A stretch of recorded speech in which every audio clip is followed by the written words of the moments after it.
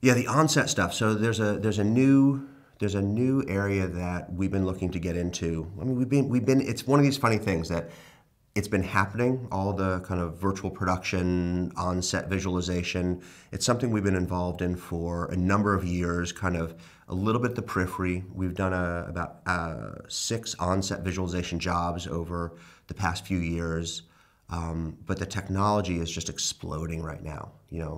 I'd say about 5 years ago, it was a little bit early. The efforts in onset visualization, although successful, were difficult because the technology wasn't there yet. And I think there's a lot of really interesting work coming out right now, especially some of the current productions that we're working on, where mostly what we've been doing is previs, where it's really kind of visual reference for what they're going to shoot on set.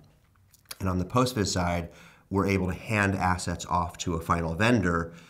We're now actually in that in-between area for production. We're looking into a new area that right now we're calling data integration, which is what data can we extract out of our previs that can actually be used on set during production.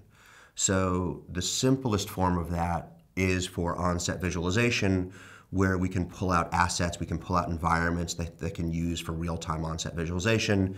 Simple geometry, pull a key on the green screen, put in the previs asset for the environment. We already have it because we built it during previs, so it's easy enough to pipe it into whatever on-set visualization system they're using on set and have it there. Beginning to tease out animation from our previs, so if there's a CG character that we want to have running around the set, we can pipe that in. We're also looking at new ways, and we've done some really great work over the past year that hopefully we can present next year's FMX, with driving motion control cameras with our actual animation, which again, kind of circling back, that was the roots of previs as I got into it, was using computer animation to design camera moves that then got exported into a motion control camera. But now those tools are becoming much more advanced and much more interactive. So we've been doing a lot of work recently with using our computer animation to drive motion control photography, using our animation to drive robots, which is really cool. So the robots being used either as kind of motion movers or even people movers to kind of fly people around space. We've been doing some really interesting work with driving motion bases and motion control cameras simultaneously. So basically getting the relative motion between a motion base and a camera to everything to sync up properly. So there's a lot more work now with previs. It's getting a lot more sophisticated in the sense of not just having the previs as animation for visual reference, but having the previs as animation data that can then drive the mechanical systems on set. I think the way that every filmmaker uses previs honestly is different because it's all about their personality, their creative process, their decision-making process.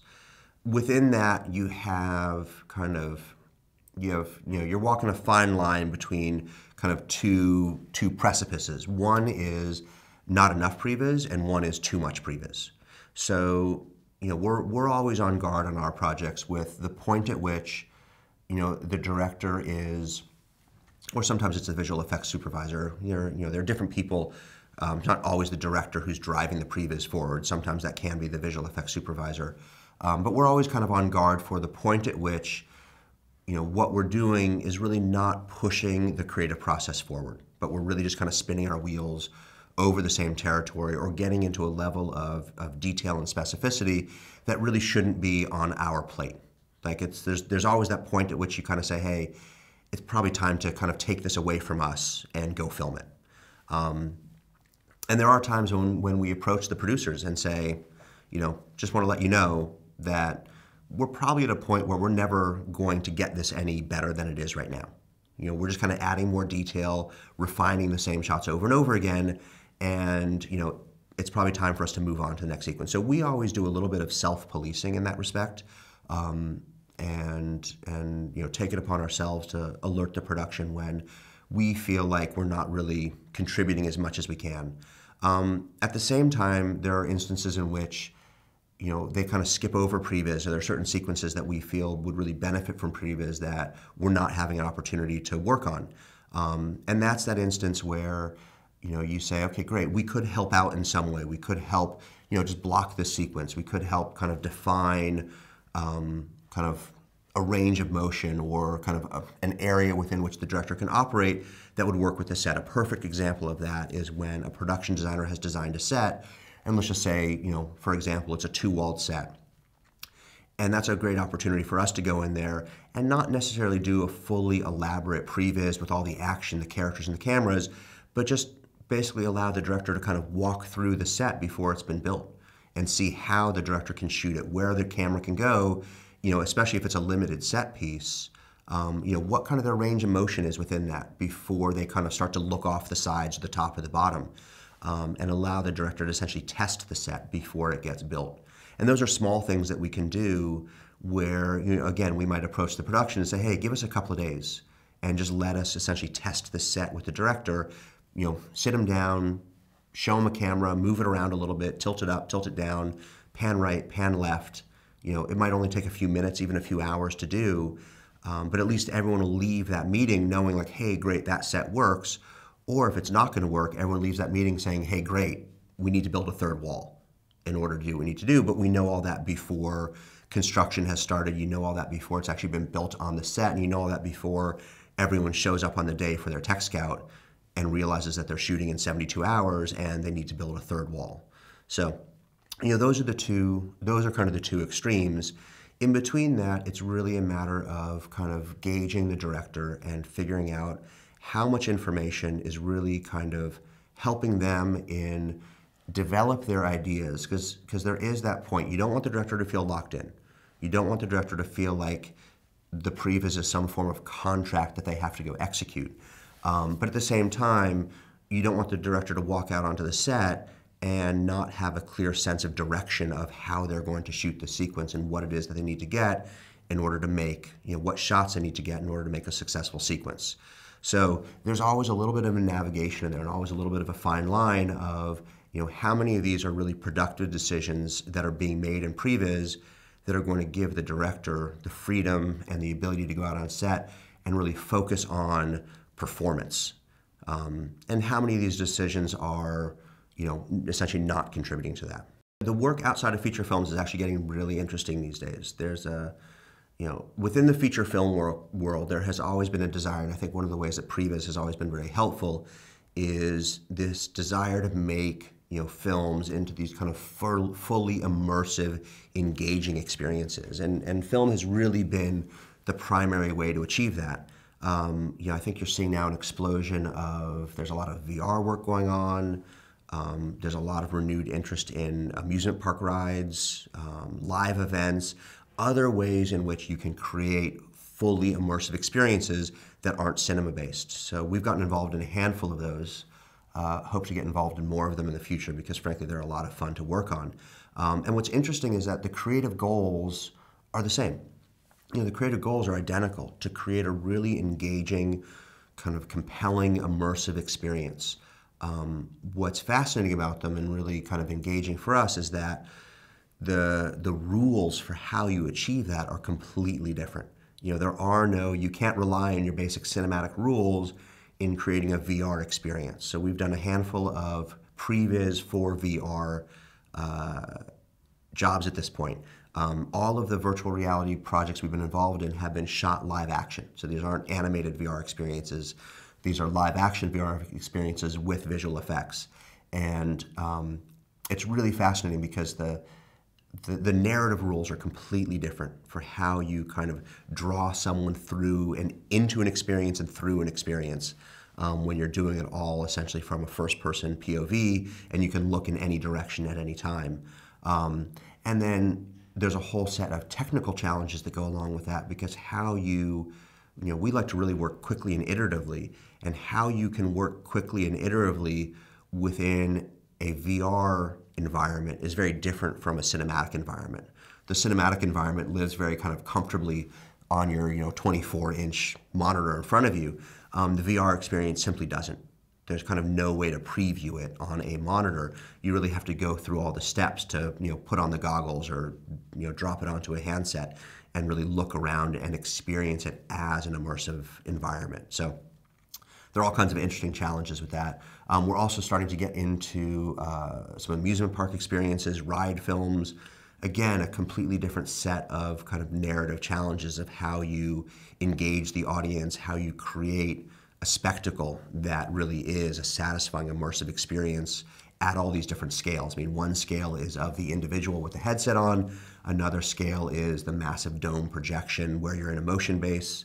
So these are all really fascinating worlds that for us are kind of a natural to move into because, again, the idea of working in a 360-degree immersive environment is what we've always done as previs artists.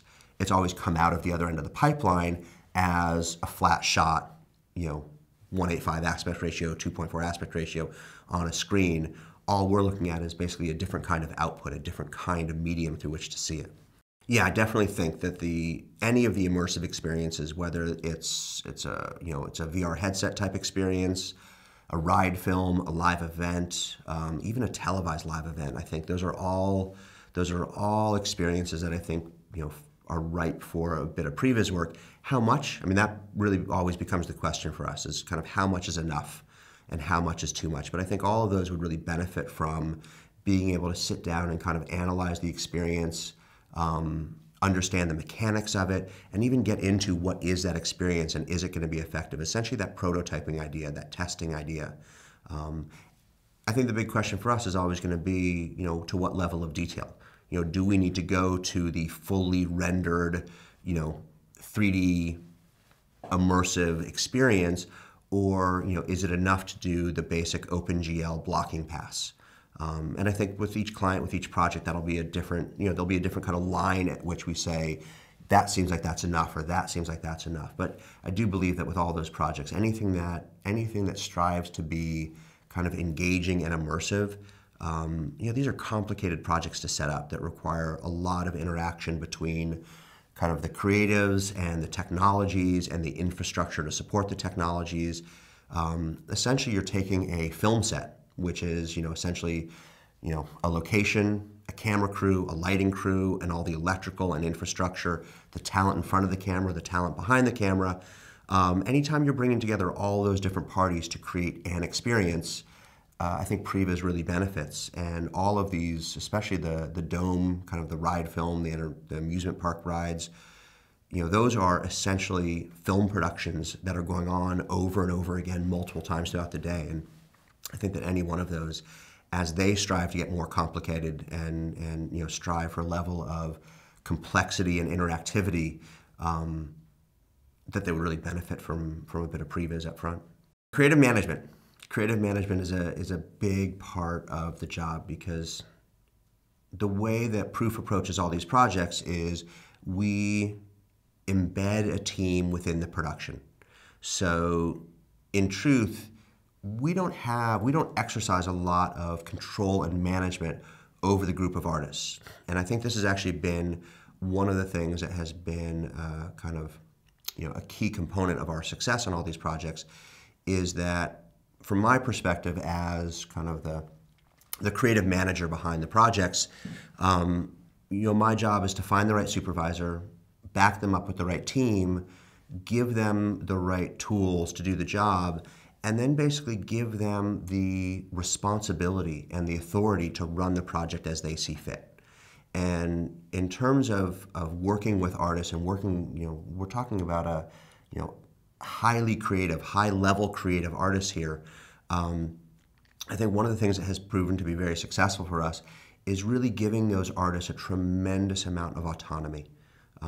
We give them a lot of leeway to manage the projects as they see fit, to run the projects the way they want to, and to kind of communicate with and respond to the clients in the best way they know how to.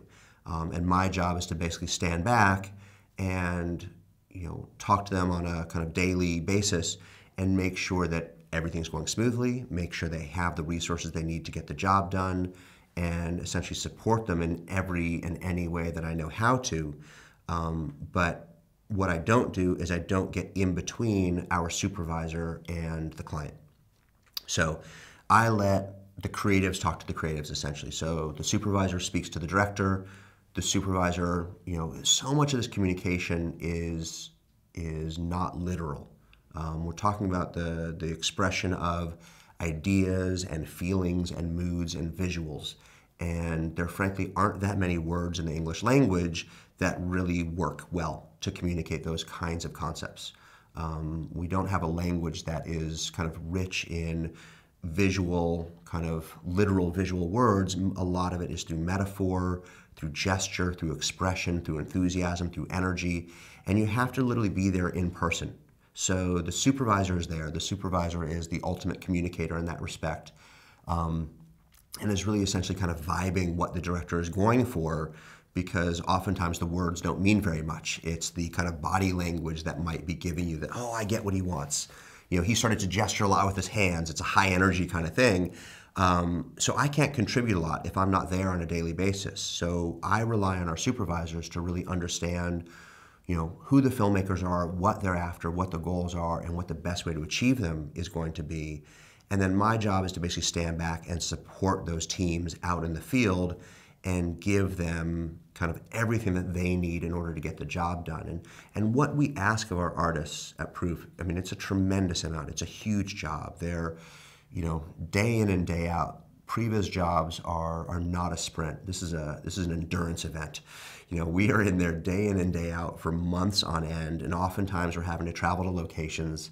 You know, just like any other job in production, it is, you know, it is challenging on every level, and you know, we're also asking them to bring their imagination, their creativity, their inspiration every day to the job. So, you know, my job really boils down to making sure that they're happy, you know, making sure that they feel like they are supported, they feel like they have what they need, they feel like their grievances, if there are any, are kind of being heard and responded to. But really, most importantly, to make sure that they feel like they are invested in the project and that it is theirs. Because I think that's really, at the end of the day, the thing that will engage the artists and make them, you know, kind of excited and enthusiastic about coming back every day and really contributing, is that they feel like the project is theirs. It is their project, that they are making a difference. And, you know, the true test of that is when you go see the final film and they can point to the screen, and even though it's not their work up on screen in terms of pixels, it's their work up on screen in terms of ideas. And I think that can be a much more profound experience. I think that, you know, when animators, and I make a difference between animators and previs artists, you know, when animators come into Proof, you know, because oftentimes the junior people coming in are coming from the animation world, they don't really understand what previs is. They understand animation, they understand that, oh, sure, I'll make this guy do this, and he'll jump and he'll punch. And then it gets kind of put into a shot, and the shot goes into a sequence, and the sequence goes into an edit, and that eventually gets filmed, and, you know, months, if not years later, we go see the film, and that animator will then see that the stunts up on screen and that shot is in the film, and they'll make that connection, that what they were doing months and months and months ago was actually kind of the idea behind what eventually showed up on screen in the film. And that's when someone's a previs artist, that they're actually thinking that far ahead and understanding that it's not about the literal pixels that they're moving around, but it's really about the ideas and the concepts that they're putting forth and getting in there. And in order to really get people to engage, they really have to feel like they are part of that creative decision-making team on that film, that that project, again, is theirs to work on. So for the creative management point, I mean, that's really what I'm, you know, what I aspire to, is to make sure that every artist on that team, you know, no matter if they're the supervisor or, you know, one of the shot designers, one of the asset creators, an animator, whatever their role is, that their contribution matters a great deal to the overall film, and that they really need to kind of embrace that and feel like they are part of that production. So this is I believe my sixth time at FMX, fifth or sixth time at FMX, and I have to say that every time I come back, I do find that, you know, as an event, it has a growing importance in my professional life. I think on the first order, I've come here as a presenter, and I think it's a great opportunity. You know, obviously I'm honored to be invited here as a presenter, and I think it's a great opportunity for me, kind of both personally and professionally, to really think about what it is that Proof has been working on over the past year. What about that has been significant? What kind of advancements have we made? What contributions have we made? So on a personal level, it's a great opportunity for me to really kind of think back upon the past year and find ways to express, what it is that we're out there doing every day, and how we're trying to kind of push the state of the art forward. Beyond that, FMX as a conference has been, phenomenal for me, for the same reasons, to see what everyone else has been doing. I learn a tremendous amount here by sitting in on the presentations, listening to what others have done in this past year that are kind of significant contributions to the state of their arts and what they're doing, and to really, everyone brings a certain open-mindedness to FMX that I find both refreshing and probably unique. That everyone is also very willing to talk about kind of the industry in general and how they fit into it and what the changes are, what the trends are, what they see has kind of developed over the past year, what they see kind of as developments in the coming year. And I think getting those insights, because these are some of the smartest, most creative, intelligent, and experienced people in the industry, and being able to hear those insights firsthand is of kind of infinite, incalculable value. I also have benefited tremendously just from the people I've met. Being able to kind of share the same time and space with a lot of the people that we work with.